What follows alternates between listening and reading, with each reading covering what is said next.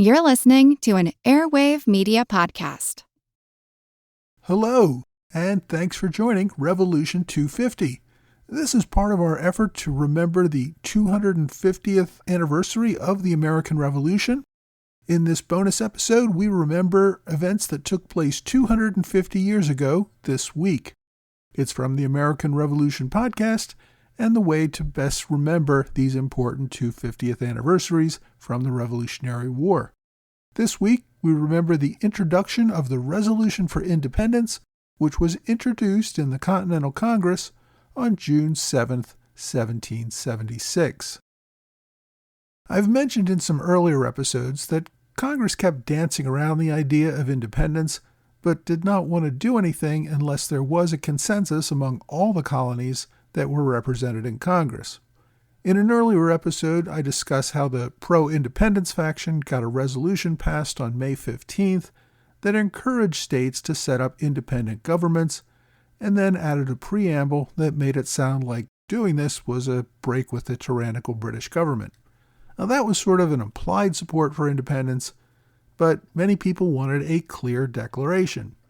I also covered that on that same date, May 15th, when Congress was voting on the preamble, the Virginia Convention voted on very clear instructions to its delegates to introduce a resolution that called for independence. On June 7th, those instructions had reached Philadelphia, and Virginia Delegate Richard Henry Lee introduced the resolution for a vote by the Continental Congress. These united colonies are, and of right, ought to be free and independent states, that they are absolved from all allegiance to the British Crown, and that all political connection between them and the state of Great Britain is and ought to be totally dissolved. By this time, it seemed like a majority of Americans were ready to support complete independence. The only significant British force in the colonies, which had been at Boston, had been forced to evacuate 3 months earlier. Royal governors had been chased out of all the colonies, or at least rendered impotent.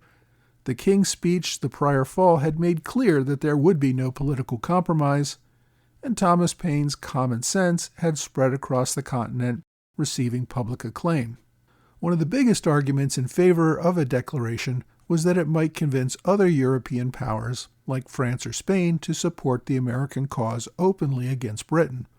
As long as this war was seen as an internal rebellion, foreign powers were unlikely to get involved. If the United States were an independent country and fighting a war against Britain, other European powers would be much more likely to consider support or even an alliance. Many delegates in Congress, however, still had reservations. After all, they had joined Congress to fight for economic sanctions against Britain in order to force a compromise on some tax questions. Voting for independence and committing treason against the Crown was a much bigger step.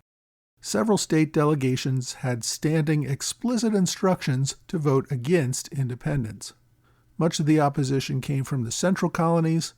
Robert Livingston of New York, James Wilson and John Dickerson of Pennsylvania, and Edward Rutledge of South Carolina were all vocal opponents of such a vote. One effective argument of the opponents was not that independence should never happen. They were concerned that it would divide the colonies and that division would make them look like idiots to foreign governments with whom they were trying to create treaties and military alliances. Congress needed to be in a position where the colonies could actually operate as independent states before declaring themselves independent.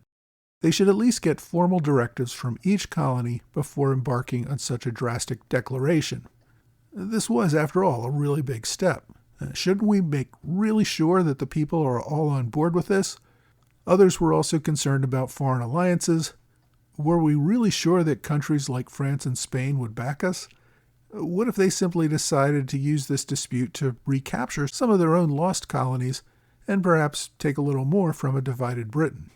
Congress agreed to put off further debate for a few weeks so that delegations could communicate with their home colonies and see if they could get approval to support independence.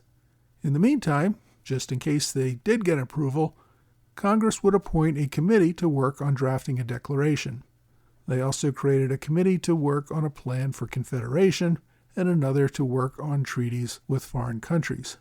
So the matter was tabled and would be taken up again at the beginning of July. I hope you've enjoyed this Revolution 250 moment. For more context on this, please check out episode 98 of the American Revolution podcast at blog.amrevpodcast.com. You can also subscribe for free to the entire podcast on whatever podcast platform you like. Thanks again for listening to this Revolution 250 moment on the American Revolution podcast.